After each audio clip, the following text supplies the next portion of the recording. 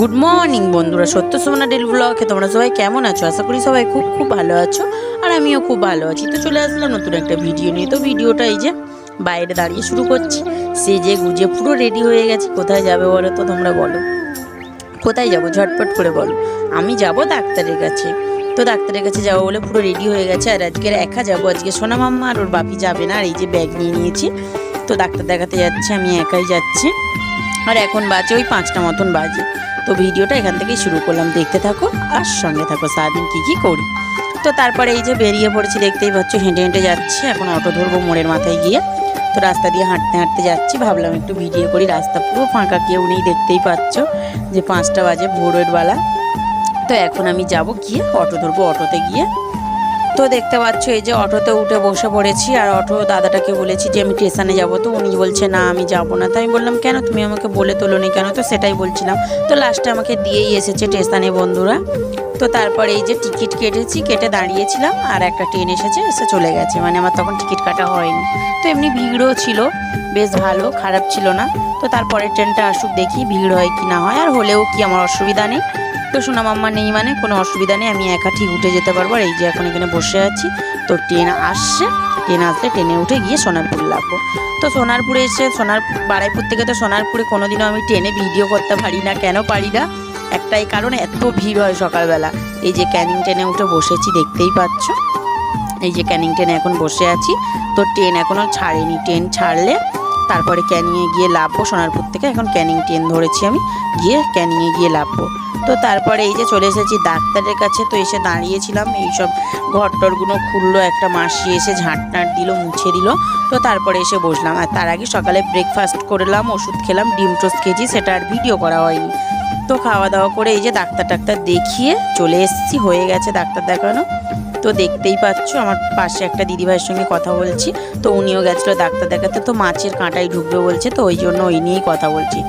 তো তারপরে মাছের কাঁটা থেকে ঘুরে আসলাম। তো মাছ আমাদের ওখানকার মতন একই দাম পড়ে গেছে, মাছ নাকি কাঁটাতে এখন আসছে না বলে।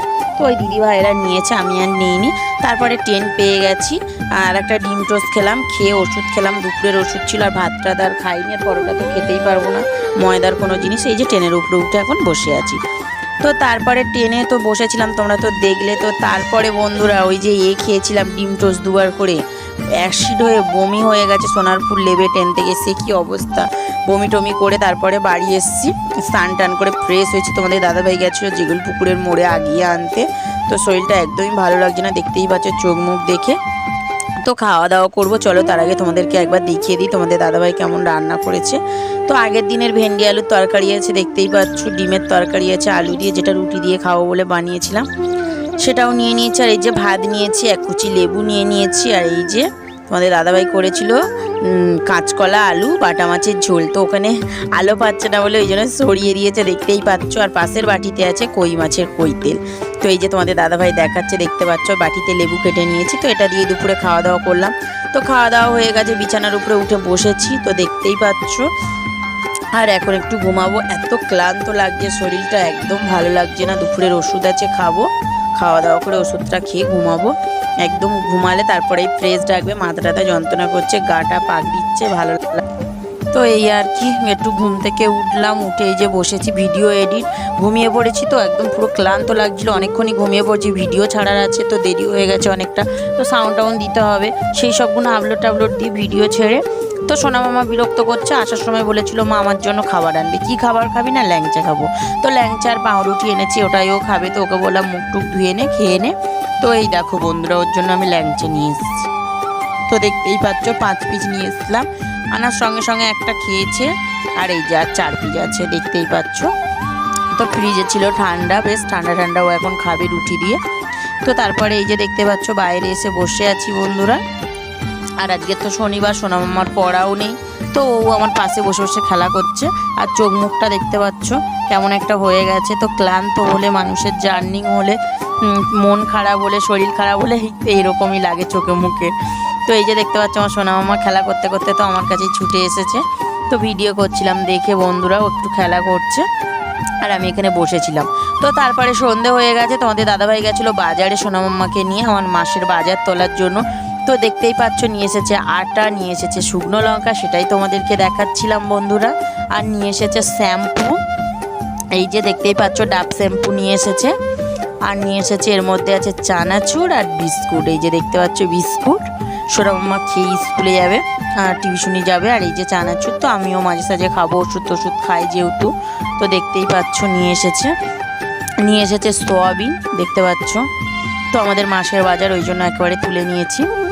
আর এই যে এর মধ্যে আছে রসুন, তো এখন তো পেঁয়াজ রসুনের প্রচণ্ড দাম, আদা পেঁয়াজ রসুনের। আর ওই যে নিয়ে এসেছে আদা। আর এই যে আছে কলগেটটাও শেষ হয়ে গেছিলো আমাদের বাড়িতে। নিয়ে এসেছে দুটো সাবান নিয়ে এসেছে, দেখতে পাচ্ছ।